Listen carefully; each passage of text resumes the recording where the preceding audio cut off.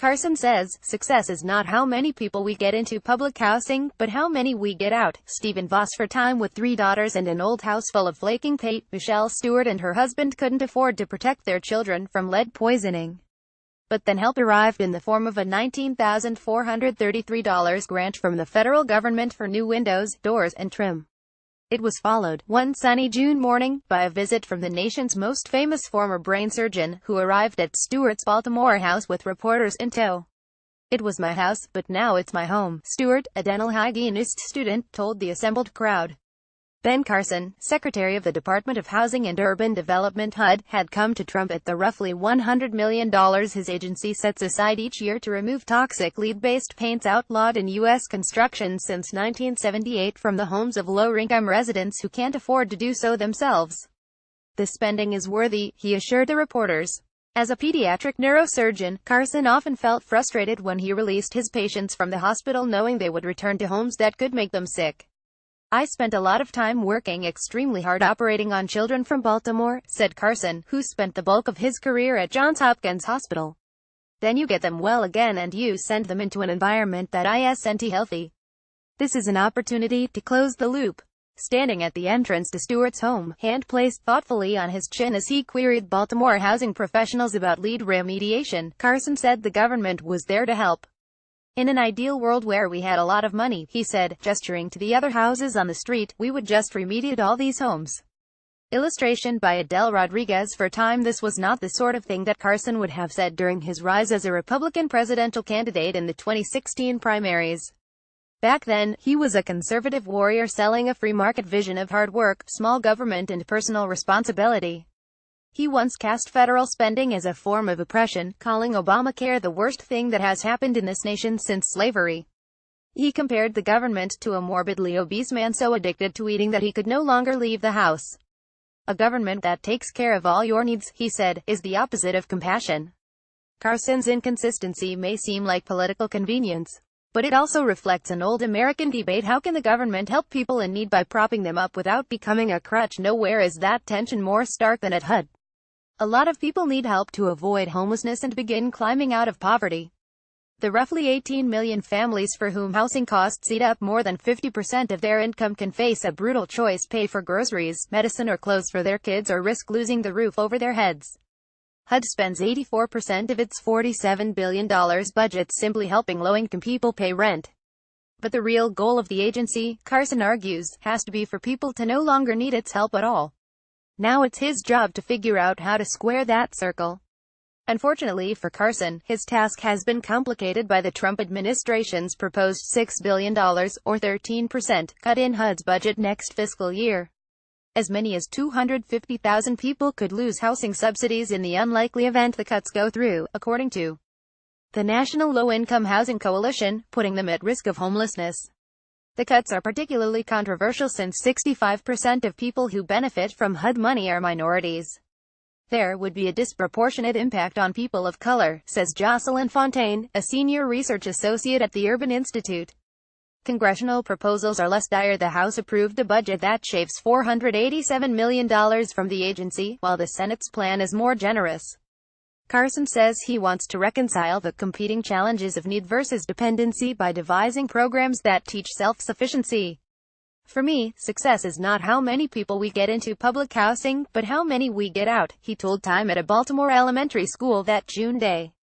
"How many people do we give the life skills that will allow them to be independent? The question is whether a leader with no experience in government or housing can construct policies that deliver on that promise."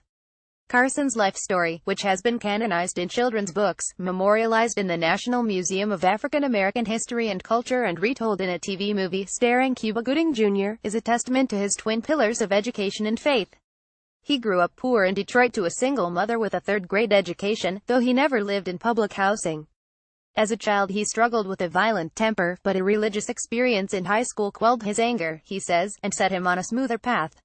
He earned spots at Yale and the University of Michigan Medical School, and became the youngest chief of pediatric neurosurgery at Johns Hopkins. At age 33, Carson credits his mother for teaching him to reject government assistance, although she occasionally did accept some public aid, Carson wrote in his 2015 book, A More Perfect Union. She did not think that receiving public assistance was a good thing, and she constantly drilled into both my brother and me the need to work hard and to become self-sufficient citizens. It was that industriousness and a flash in the political zeitgeist that launched Carson's political career. In 2013, at the National Prayer Breakfast, he stood by President Obama and slammed his healthcare law, instantly becoming a conservative darling. Pushed by grassroots support, he decided to run for president. After a brief stint atop the early GOP primary polls, he dropped out of the race in March 2016, endorsed Donald Trump 1 week later and swore he would return to the private sector. So when Trump announced his plan to nominate the former surgeon for HUD secretary, experts in the field scratched their heads. For all his talk of the evils of welfare, the actual mechanics of housing policy have never been one of Carson's passions, let alone an area of expertise. Carson wants to help people, says a former HUD secretary who asked not to be named, but he doesn't seem to understand the central importance of housing and that opportunity. Even his friends admit that it will take time for Carson to adapt. He was a revolutionary scientist, says Armstrong Williams, a close advisor. But in government, it requires patience. It's been a bumpy adjustment. When Carson went on a listening tour to meet with people in communities benefiting from HUD programs, the most publicity he drew was when he got stuck in an elevator in Miami. He also received bad press for saying that public housing shouldn't be too comfortable and that poverty was to a large extent his state of mind. Carson argues there is a middle ground between the dire warnings of housing advocates and what he sees as the damaging status quo of federal subsidization of low-income Americans. Federal housing, he says, should be a way station between dependency and independence. In 2015, according to HUD, the average length of stay in assisted housing was 6 years, up from 3.5 years in 1995. When I talk about getting government out of people's lives, I'm talking about getting government out of every aspect of their lives, Carson says. I see myself as trying to design policies and programs that develop our human capital, that move people along. But with the vast majority of HUD's budget going to renewing existing rental assistance, it's not that easy. For starters, 57% of households receiving federal rental subsidies are headed by someone who is elderly or disabled, according to HUD. It's harder for them to find a job. Helping the rest presents its own challenges. A family or an individual cannot thinking about bettering themselves if they have unstable housing, says Stephen Glod, a HUD deputy undersecretary to President George H.W. Bush. If they're worried about where they're going to live, they can't think about career, they can't think about education, they can't think about upward mobility. Even without cuts, Carson has inherited a diminished agency. As rents rise, more families need help, and each HUD dollar does a little less. About 5 million households received rental assistance in 2016, according to the Center on Budget and Policy Priorities, but at least 3 times as many more qualify and don't receive the help. Explains Barbara Sard, Vice President for Housing Policy at CBPP. There's no way out of this box except more money. Carson's overall message is largely in sync with the traditional conservative approach to HUD limit federal regulations on housing. Community Development Block Grants, which are some of the most flexible ones that HUD allocates, were created under a Republican president in the 1970s. Trump wants to cut them. Still, agency veterans say Carson has to devise credible programs that will accomplish his goals of weaning people off government aid. If the reform agenda of Secretary Carson is going to rely on people having faith and doing more for themselves, that's fine, says Glod, but it cannot be the only conversation. Carson wants to grow the Moving to Work program, which lets state and local housing agencies test new policies, including experimenting with work requirements. Much of the answer to the agency's challenges, he says, lies in the private sector. He's looking at expanding the low-income housing tax credit, which provides tax breaks to build affordable housing, and making it easier for public housing developments to use private money for property improvements.